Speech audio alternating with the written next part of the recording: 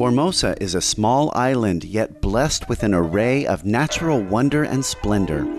From the north, ancient towns and aboriginal villages lie alongside towering mountains, beautiful waterfalls, and elaborate temples. The central region displays the full range of Formosa's spectacular beauty: the shining sea, roaring rivers, and emerald forests. Known as the island's cultural center, southern Formosa still retains many of the traditions of the mainland immigrants when they first settled in this area.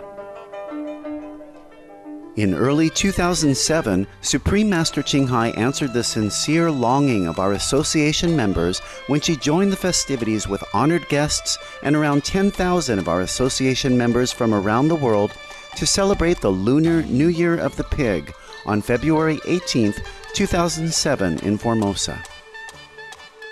On this same auspicious day, the Shining World Leadership Awards ceremony was held, and Supreme Master Ching Hai awarded the former President of the Philippines, Fidel Ramos, President of the Gusi Peace Prize Foundation, Manuel L. Morato, and Senator Harrison Alvarez for their compassionate work for the Olaxese refugees in the Philippines.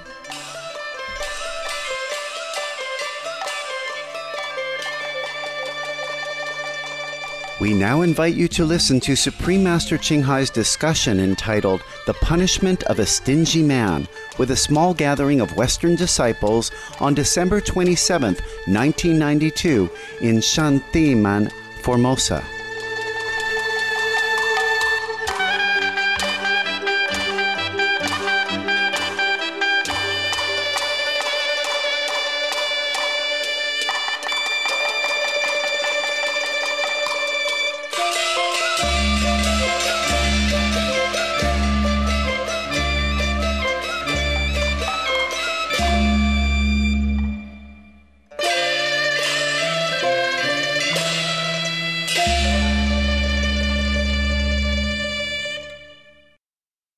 I think I'll read a story for you, all right?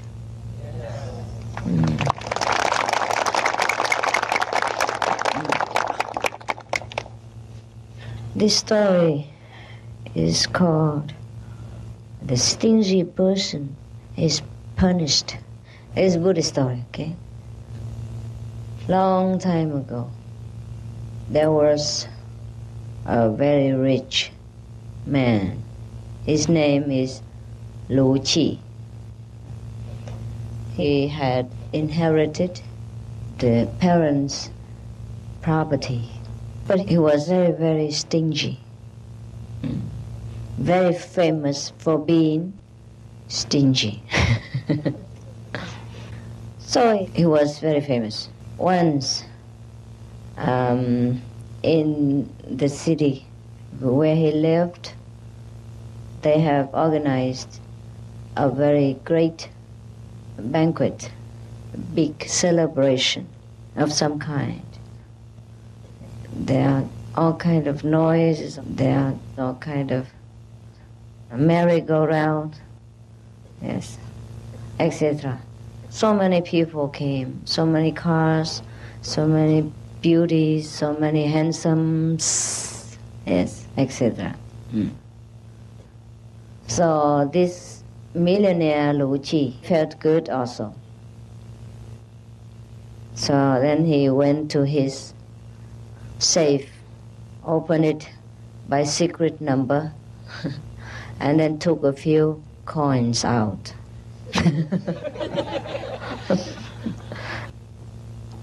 And then he went to the kitchen, took a pinch of salt, he put in a piece of newspaper, and then he took an empty mineral water bottle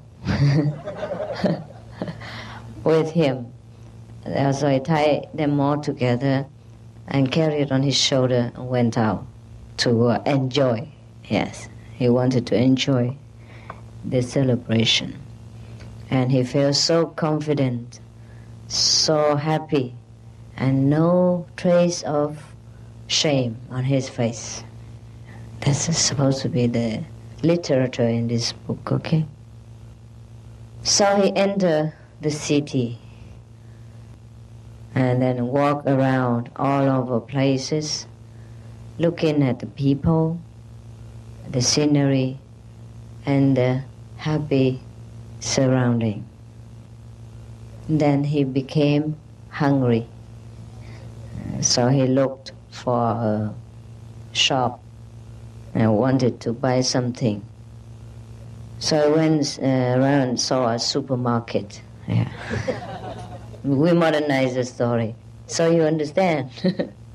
Otherwise the children, or you may not understand what it is that they were talking. Flea market and all that, we never see one, maybe. So he went into a supermarket and bought some, maybe kind of cakes, a very cheap one. And then he bought half a bottle of wine, also super cheap. So then now he took the cakes, the wine, and his salt packet, and he went very far away to a very side road, and went to a little bit of outside of the city, the suburb, and looked for a very quiet and empty place to enjoy his lunch. So then he went and he saw a very ideal place, and he sat down, opened his cakes and wine and all that, and salt. And then he was prepared to have his meal. And then suddenly he heard a noise from the tree above. Quack, quack, quack. You know where from? The crow. And then he was so scared because he was afraid that the crows will fight with him for the cakes and all that. So he was so scared, and he packed them and then run away. So he ran up to a kind of rice paddy, yeah? And there were no trees or nothing. So he sat in the middle of the field to feel safe and secure, that no birds even ever come near, no trees. And it was very hot, Indian at noon, because he was so afraid that some birds might disturb him. So he went to a very empty place, and maybe he was backing himself under the sun. But never mind, eating is more important. Safety is more important. So he sat there and enjoyed the cakes and the wine. And he drank the wine for a while, and then he became a little bit tipsy, dizzy, drowsy, and lousy. Then he started to feel very, very inspired, and then he started to sing. Yeah, he was singing very proudly of his own happiness. He said, even the Indra god, one of the gods, Indra, the god Indra would not be so happy as I am. Who is he? He is not so satisfied that I am. Yes. Never mind the other lower gods, he say like that. He was so proud and kept singing all the time that he was more happy than even the gods in heaven. Yeah. Because after the cakes and the wine, and that he was so clever to protect himself from the crows. He was singing like that, clapping his hand and dancing around. Unfortunately for him, the gods that he mentioned above just happened to pass by.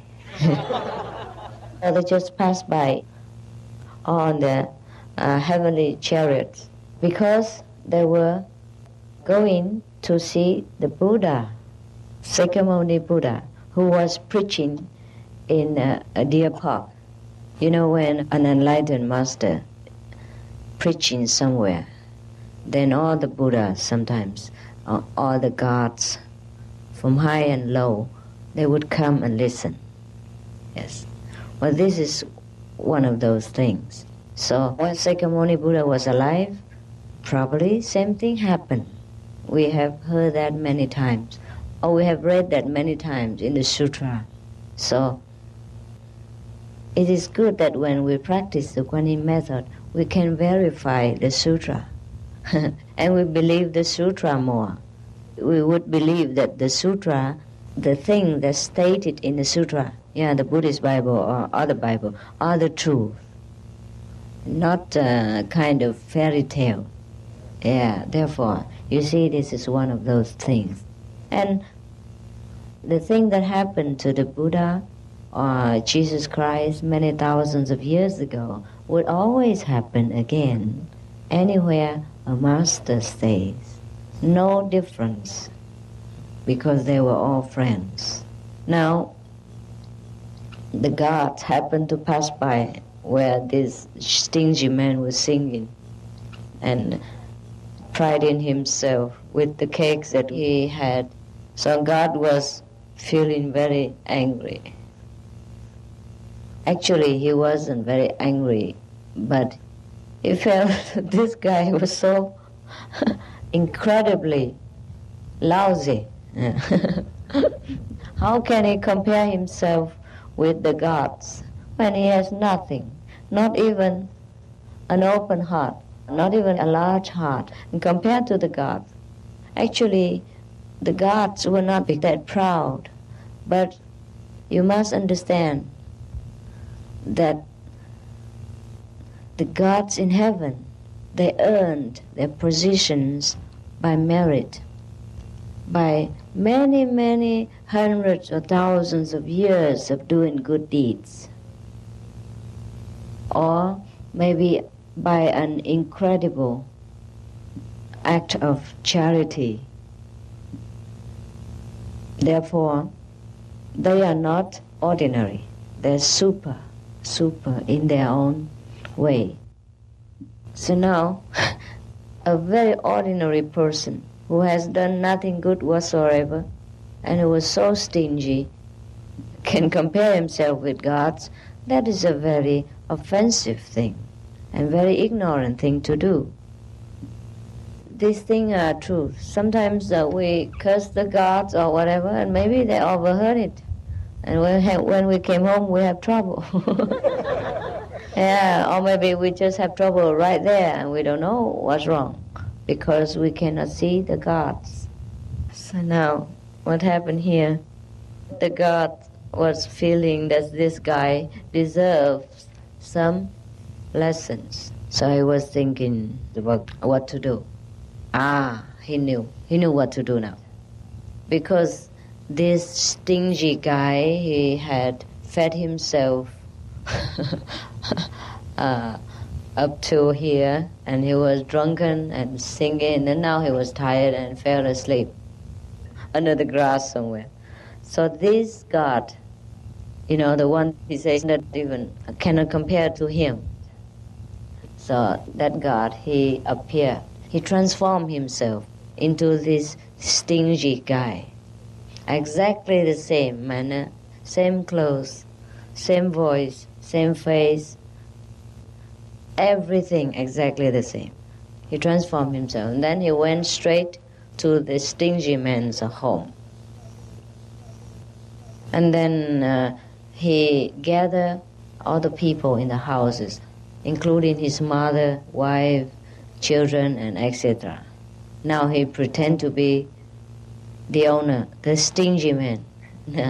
So he gathered everybody and he knelt down and said to the mother, "I'm very sorry, I apologize, because up to now I was possessed by a stingy spirit. Therefore, I have not treated you well. I didn't give you enough clothes. I didn't give you good things to eat. I didn't give you enough filial treatment. So please forgive me." And he talked to his wife, "I will buy more clothes for you. I will buy more ornaments for you. I will give you more money to spend, more shoes, more beautiful hat and more tonic and more makeup, everything you want. Yeah. And he talked to his housekeepers and all these people who work for him, saying, from today I raise your salary, and you have been a very worthy servant. You deserve better respect and treatment. You can rest whenever you want. You eat whatever you want, and I raise your salary just like one of the manager in the supermarket. So everybody was so happy. Hurrah! Yeah. So he took all the food in the store, the silk in the store, and all the gold and money and all that. He took them all out and distributed to mother, wife, housekeepers, servants, children, etc. And everybody was so happy. And they made a great party, welcome him and praise him and invite all the neighbors and eating the whole day. So they were sitting together and then having married. And then the man, the god that pretend to be a distinguished man, said to his mother, wife, and the household people, but you know what? The evil spirit, who is very stingy, is still alive. I just happened to get rid of him, but he might come back again. So whenever you see another person who comes home, look exactly like me, you have to help me, protect me, and kick him out of the house. Otherwise he'll come and possess me again, and then I'll treat you badly and stingily again. So everybody, hurrah, of course we support you. So the real Lochi was awakened up from his dream and happiness and drunkenness, and then he dragged himself home. The gate was shut. No one opened the door for him. Everybody was busy partying, yes. So he shouted very loud and nobody opened, so he claimed he cannot break the gate because the gate was very solid. He made it to protect the property. So he banged himself for a while, get hurt, and then he climbed up, come in. And then he saw a man sitting with his wife, mother, and sons and daughters, and housekeeping people look exactly like him, but wearing splendid clothes. He even himself dare not wear. So he say, who, you, who? He was so startled, shocked. He couldn't even speak. So that God Lochi said, who are you? They both maybe discuss, who am I, thing like that. So Lochi said, you funny. I am the owner of this house. Get out of my house. And the Lochi said, mother, wife, you know, this is the evil spirit, the stingy one that possesses me. Please kick him out. So everybody come with the big sticks and and boxing shoes and all, box him out of the house. He was so black and blue and bruised in his heart that his mother, wife, and housekeeping people should treat him this way. So he was crying and holding his head, wounded head and wounded in the heart. He went all over places and tell everybody about his misery, tell everyone come to help him out. But nobody had anything to do with him because he never had any friends before. He was worried that people would come to his house and eat his things, so he never had friends. He was never also invited by anyone because he was afraid he had to repay. Yeah, therefore nobody bothered. Meanwhile, the false Lochi was having a grand time. All the things from the store he took out and invite all the neighbors and whoever come by just to have a good time. And everybody liked it so much. And then he said to everyone, shut their doors and guard their house so that the stingy spirit will not come and bother them. Therefore, nobody opened the houses for him, for that stingy millionaire, and he has no one at all. So anyhow, that was that.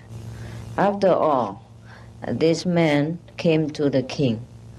Yeah, everybody just reject him, including his wife and children, and he was so hurt. Nobody helped him, so he went to the king. But if he wants to go to the king, he must have a gift first. So he had no gift at all because the door was locked and nobody wanted him. So I didn't know what to do. He was banging his chest and all that. And then there was an old man who recognized him, who didn't know what's going on, but feel pity for him. So I lent him some gift so he can go to the king. But when he went to the king's court, the false Lochi used his magical power, transformed this gift into dry grass.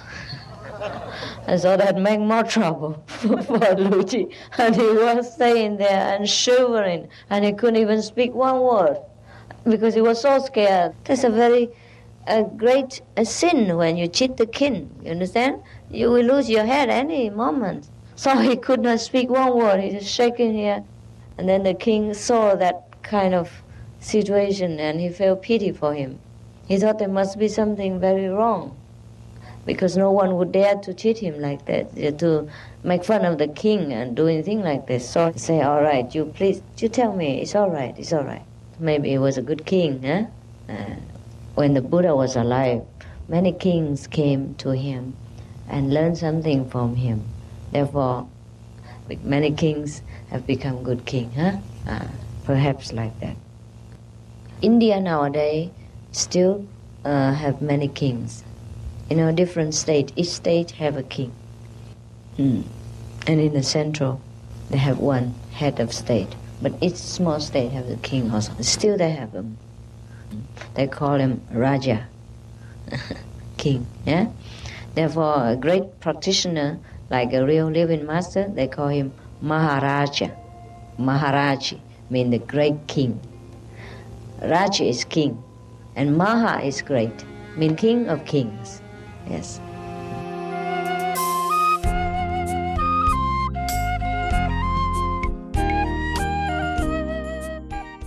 We enjoyed your company today for Between Master and Disciples. Join us again tomorrow for the conclusion of the punishment of a stingy man. And now please stay tuned for Healthy Living, coming up next right after Noteworthy News, here on Supreme Master Television. May your life be blessed with divine love.